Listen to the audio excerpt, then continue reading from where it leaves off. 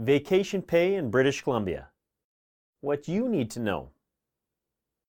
Employers must comply with the standards under BC's Employment Standards Act, the ESA. The ESA governs how employers must pay their employees. It also describes the benefits that employees are entitled to, including vacation pay. In this video, you'll find out what you need to know. Let's get started.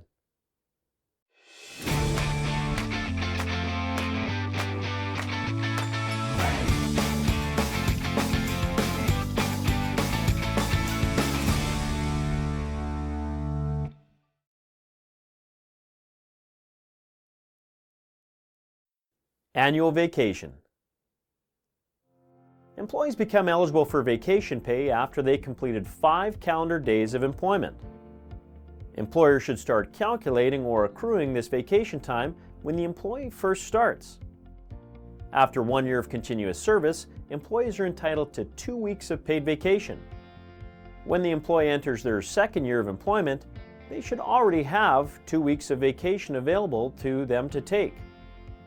Once an employee has completed 5 years of continuous service with an employer, they'll be entitled to 3 weeks of paid vacation. Employers can offer greater vacation benefits than the minimum required by the ESA. This also means that they can offer a vacation benefit to employees while they're in their first year of employment. However, if such arrangements exist, the ESA will enforce the rules based upon the higher amount that was agreed upon. This includes the number of vacation days as well as the agreed upon compensation rate. Let's look at an example. Sarah started working with XYZ Company on February 1st, 2018. Her employer has not offered any special vacation benefits other than those listed in the ESA. On February 1st, 2019, Sarah is now entitled to 2 weeks of vacation that she's earned during her first year of employment. Let's say that XYZ Company offered Sarah 2 weeks of vacation in her first year of employment. Sarah requests to take her 2 weeks of vacation starting on November 1st, 2018. When she completes her first year of employment, Sarah will still be entitled to 2 weeks of vacation starting on February 1st, 2019. However, if XYZ Company is intended to offer the 2 weeks as an advance of the vacation time and not additional time, the employee would not be eligible for 2 weeks vacation in their second year of employment.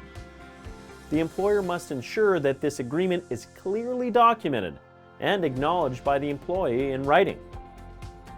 If such documentation does not exist, the XYZ Company may be required to honor and compensate Sarah for the 2 weeks vacation in the second year of employment, as the vacation taken in year 1 would be considered more of a bonus.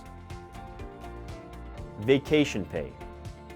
Vacation pay is calculated at 4% of the gross wages paid to an employee during the immediate preceding year. Once an employee has completed 5 years of service, vacation pay increases to 6%. Let's look at an example. Continuing on with the example shared with Sarah, Sarah's wages from February 1st, 2018 to January 31st, 2019 was $20,000. When Sarah takes her vacation during her second year, her vacation pay would be $800 or 4% of $20,000. If Sarah were entering her 6th year of employment, she'd be entitled to 6% of $20,000 or $1,200. When calculating gross wages, this includes the salary or hourly payments made to an employee. This will also include other forms of payment, such as commissions, holiday pay, vacation pay, and bonuses. When to pay. According to the ESA, vacation pay becomes payable to an employee at least 7 days before their scheduled vacation.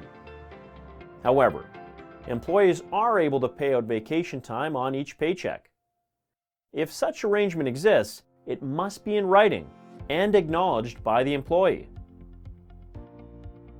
When an employee leaves. Earned but unpaid vacation time must be paid to an employee when they leave. An employer is required to pay vacation time as follows. Terminated employee must be compensated for unpaid vacation time that is due to them within 48 hours of their termination. Voluntary separation. Employees that voluntarily leave a company must be compensated for their unpaid vacation time that is due to them within 6 days of separating. Common questions. When dealing with employees and vacation pay, there are always nuances that will arise. Below are some common questions that employers may have around vacation pay. Can an employee take compensation in lieu of vacation? Under the ESA, employers are required to ensure that an employee is compensated for and take the minimum 2 weeks of vacation once it's been earned. The bottom line: as an employer, you need to make sure the employee takes their time off. If an employee takes a leave of absence, how does this work when determining eligibility for vacation? Any authorized leave of absence is not constituting an interruption in the continuous service requirement. For example, if Jenny starts working for ABC Company on March 1st, 2018, and then takes 3 months of maternity leave starting on October 1st, 2018, she would still be considered employed when determining her eligibility for vacation. As long as the leave is approved, she would be eligible for 2 weeks of vacation starting on March 1st, 2019. If I give an employee an advance on their vacation during their first year of employment, can I deduct this if they leave before they completed the vacation requirement? It depends. To deduct unearned vacation time from an employee's check, an employer must have a written assignment whereby the employee authorizes this amount to be withheld. If no such written document exists, an employer would not be permitted to deduct unearned vacation time from an employee's final check. Key takeaways. As an employer, it is important to understand the rules that govern vacation time and pay for your employees. The ESA provides employees with a minimum requirement of 2 weeks paid vacation after 1 year of continuous service, paid out at 4% of your gross wages for the prior year. After 5 years of continuous service, the employee is entitled to 3 weeks of paid vacation, compensated at 6% of gross wages. As an employer, you can provide vacation benefits that are greater than what the ESA provides. However, any modifications that you make are enforceable under the ESA. It's always recommended that agreements governing your vacation policies and benefits be in writing and signed by both parties.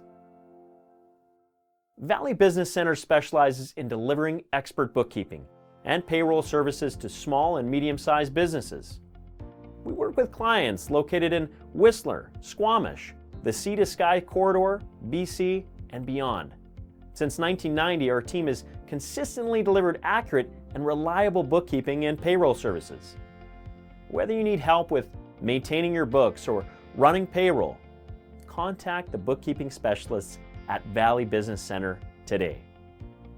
Thanks again for watching this video, and don't forget to hit that like and subscribe button for more helpful information. Talk to you soon.